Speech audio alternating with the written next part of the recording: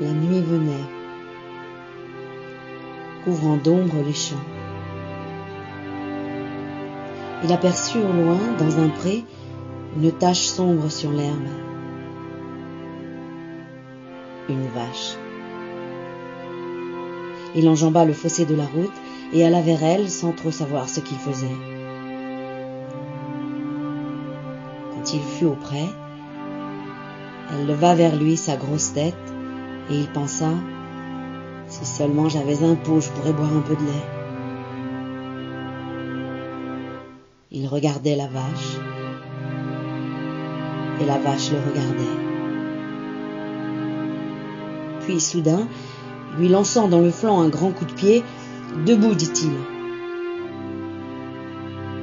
La bête se dressa lentement, laissant pendre sous elle sa lourde mamelle.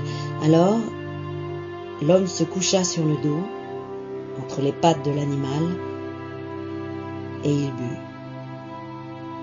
Longtemps, pressant de ses deux mains le pis chaud et qui sentait l'étable.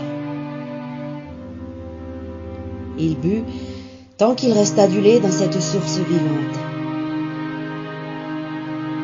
Mais la pluie glacée tombait plus serrée, et toute la plaine était nue, sans lui montrer un refuge. Il avait froid. Et il regardait une lumière qui brillait entre les arbres, à la fenêtre d'une maison. La vache s'était recouchée, lourdement. Il s'assit à côté d'elle, en lui flattant la tête, reconnaissant d'avoir été nourri. Le souffle épais et fort de la bête, sortant de ses naseaux comme deux jets de vapeur dans l'air du soir, passait sur la face de l'ouvrier qui se mit à dire « Tu n'as pas froid là-dedans, toi. »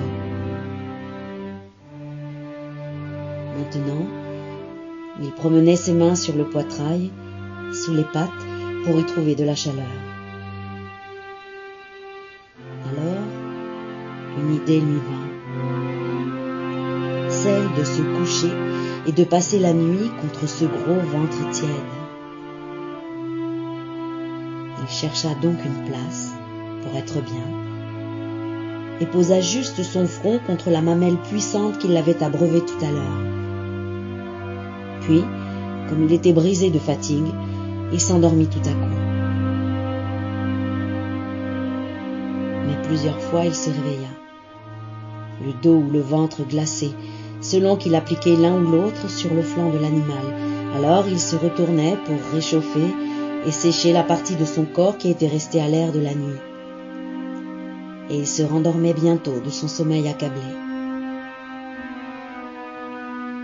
Un coq chantant le mit debout. L'aube allait paraître. Il ne pleuvait plus. Le ciel était pur. La vache se reposait, le mufle sur le sol. Il se baissa en s'appuyant sur ses mains pour baiser cette large narine de chair humide et il dit « Adieu, ma belle. À une autre fois. T'es une bonne bête. Adieu. » Puis il mit ses souliers et s'en alla.